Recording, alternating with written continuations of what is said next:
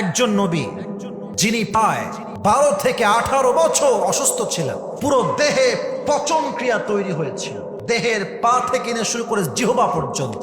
নবীর নাম কি বলতে পারবেন?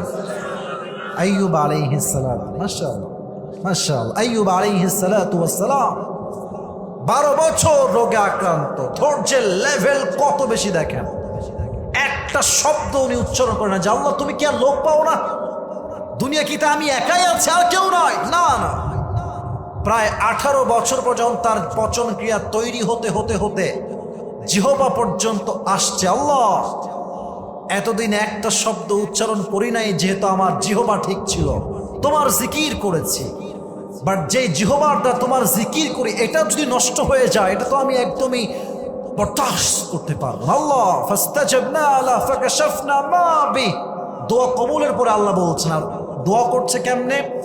ওয়া আইয়ুবা إذ نادى ربه أني مسني الضر وأنت أرحم الراحمين। আল্লাহ আমি তো বিপদগ্রস্ত, আমাকে রোগ বালাই টাচ করেছে, আমাকে রোগ ঘিরে ধরেছে। ওয়া আনতা আরহামুর রাহিমিন, তুমি তো দয়াময়, you are the most merciful, you are the most gracious, you are the most kindful lord. তোমার মতো মায়াময় দয়াময় প্রভু আর কেউ তো হতে পারে না। আল্লাহ আমি তো বিপদে আছি। এই দোয়া করার সাথে সাথে আল্লাহ তাআলা আইয়ুবকে 18 বছরের রোগ থেকে এক নিমিষে শেফা দান করলেন। সুবহানাল্লাহ পড়বেন না আপনারা? ধৈর্যের সাথে দোয়ার বিনিময়ে ফলাফল। 2 এক্সাম্পল দিচ্ছি, জাস্ট নবীর নাম বলবেন আপনারা, আমি জাস্ট এক্সাম্পল বলছি। একজন নবী, এই লাল লাল গেঞ্জে, এই কই যাও, আসছে কেন মাহফিলে? মায়েরা হাড্ডি গুড়ি সব ভেঙে দেবো একেবারে। মজা করলাম, ভালোবাসার সাথে মজা করেছি না। ঠিক কি বলবে? ঠিক কেন, এটা হাড্ডি ভাঙবো নাকি আমি? না না, জাস্ট মজা করলাম। মেহরবানি করে কেউ, আমি 11টায় উঠেছি, আমাকে কমপক্ষে তো 1 ঘন্টা 15 মিনিট ওয়াচ করতে দিবেন না নাকি আজকে ভাইরা আমার? দিবেন তো ইনশাআল্লাহ? বল ইনশাআল্লাহ। একজন উঠবা না, খবরদার। এই লাস্ট কাউন্টার দিলাম। একজন নবী যাকে মাছ গিলে ফেলেছিল সমুদ্রের ভেতর থেকে, নবীর নাম কি বলেন তো সবাই? ইউনুস আলাইহিস সালাতু ওয়াস সালাম। উনি মাছের পেটে দোয়া করেছেন, একটা দোয়া আমরা সবাই জানি, লা ইলাহা ইল্লা আনতা সুবহানাকা ইন্নী কুনতু মিনাজ জালিমিন। আল্লাহ তুমি হচ্ছে পবিত্র সত্তা, আমি হলাম জালেমদের অন্তর্ভুক্ত, আমাকে মাছের পেট থেকে উদ্ধার করতে পারে একজন। আওয়াজ দিয়ে বলেন তো তিনি কে?